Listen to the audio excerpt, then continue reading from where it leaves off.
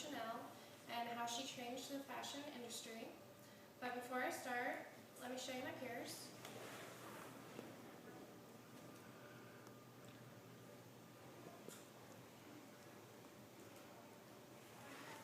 Okay.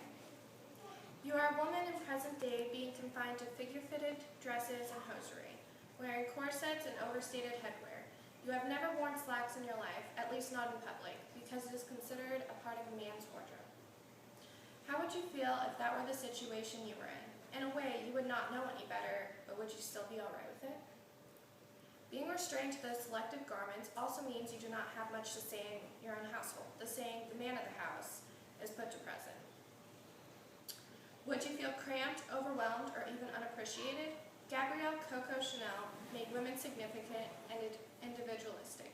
She ignored the status quo and marched her own drum, making men's attire a part of women's clothing and completely changing the fashion industry. Chanel, back then and even to this day, is a legend in the fashion world. What is fashion? There are so many definitions of what it can conceivably mean. Everyone has their own classification, but ultimately, we all have the same idea of the meaning. Fashion is what is in style at the time, what looks good at the time, or in fashion. One must be vigilant not to confuse the two, fashion and style. They are two completely different meanings. Coco Chanel once stated, fashion fades, only style remains the same. Our environmental and societal surroundings, however, changed the course of fashion. While World War II was raging on, most men were sent off to fight in the war. This left the women at home to take the place of the working man. The women's wardrobe completely changed when they started going to work. They wore looser fitted clothing, suits, and easy to walk in skirts because of their job description. They needed clothes that they would be able to work in, practical attire. The war changed fashion immensely and is a pivotal example of how environmental and societal surroundings affect fashion. Chanel once said, fashion is not something that exists in dresses only. Fashion is in the sky, in the streets. Fashion has to do with ideas, the way we live, what is happening. Not only did the environmental surroundings change fashion, so did the word of mouth. Gabrielle walked and talked and yes, of course, even dressed as she wished. People saw her on the streets with her own style. They saw possibilities. Society was impressed by her individuality and indulged in her style by wearing the hat she made, and soon after by wearing the clothes she had designed. Gabrielle's life was far from ordinary. Her mother passed away when she was 12, leaving her and her siblings to her father. Since her father didn't feel that he could raise her and her siblings, he gave the children up and left town. Gabrielle ended up at an orphanage of the Catholic monastery of Aubazine. There she was educated as a seamstress, as well as in other pertinent subjects.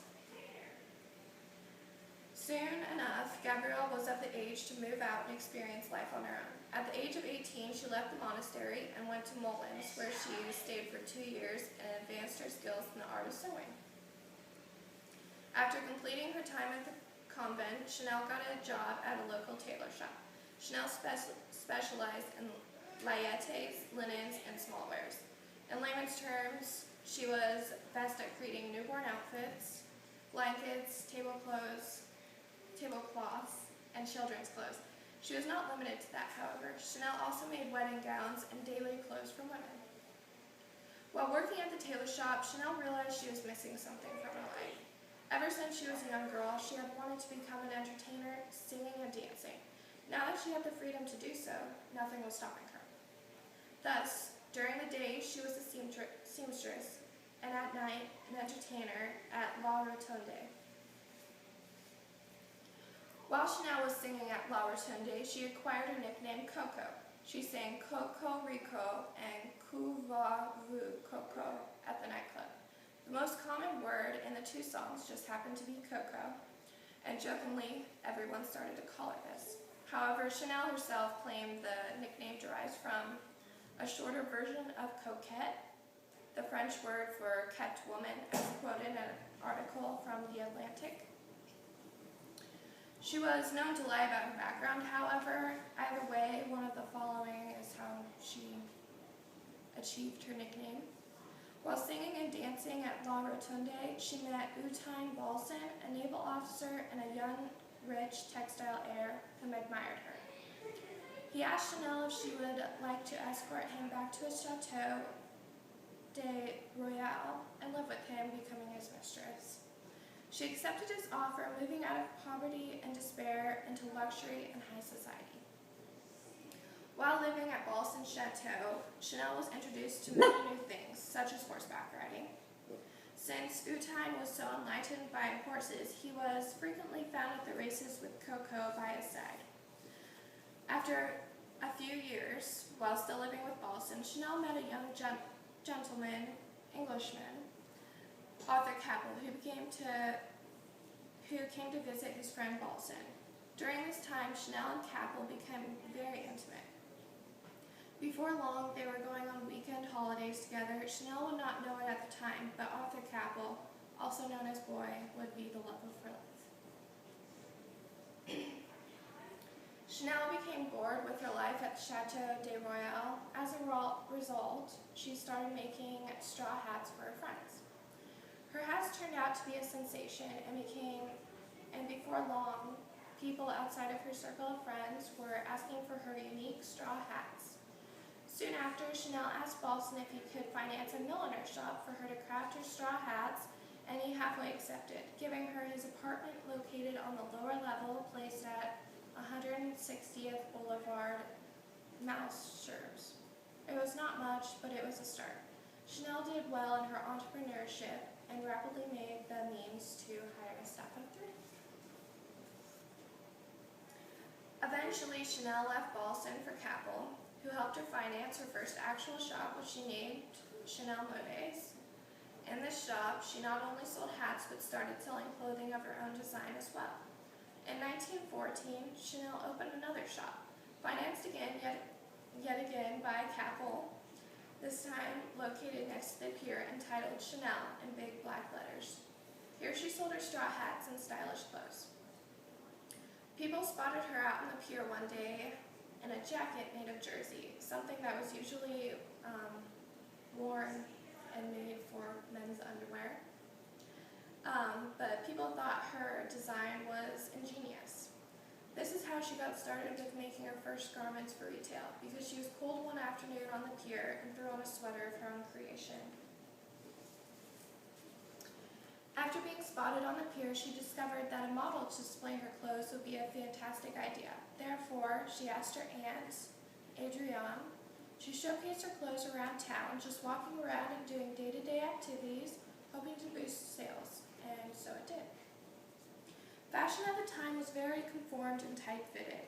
Chanel broke away from the mold and created a name for herself. When people saw her walking down the streets, they thought she was ridiculous for wearing the sort of fashion she wore. But eventually, people began to follow her trends.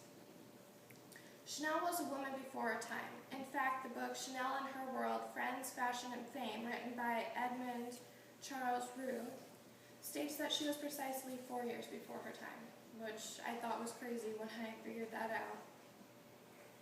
She knew what she wanted, what she needed, and that is precisely how she built her wardrobe, to fit her needs. Chanel did not listen to her friends, or anybody else for that matter, when it came to her attire. Gabrielle Coco Chanel wore what she wanted when she wanted. Nobody could stop her. Chanel was herself, independent. She had the qualities of an innovator. Chanel is the first noted woman to have ever worn pants in public in this time period.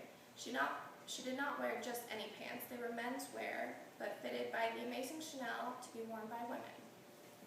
Along with pants, she would also take men's shirts and alter them to be worn by a woman and look more chic and feminine. In fact, she would take Balson's and Capel's clothes, and they were always astounded by her mania for doing so.